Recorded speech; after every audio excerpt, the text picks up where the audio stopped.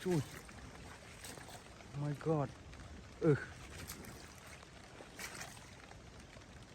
my god. Trời ơi.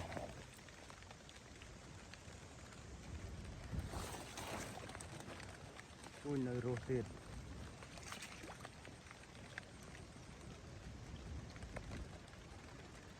Vào cả đây. Trong chuột tê bằng phổ đây nè. Sao à? Rô tiệt.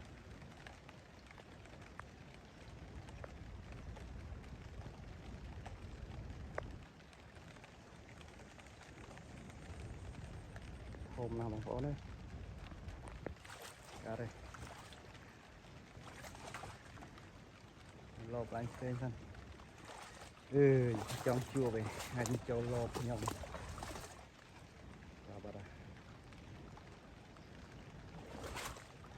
Lần sớm mấy tế bằng phó đấy này. Như tục cho viên ngọt lên năng thế. Ở viên trắng. Đánh xin kẹp mong nó trồn kẹp. Chào bà đây.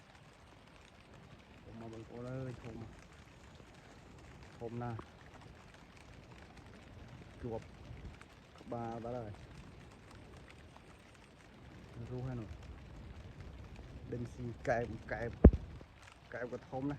Kẹp cho lồm. Trả đây. Nó này. Một lộp xây hàng cá đây.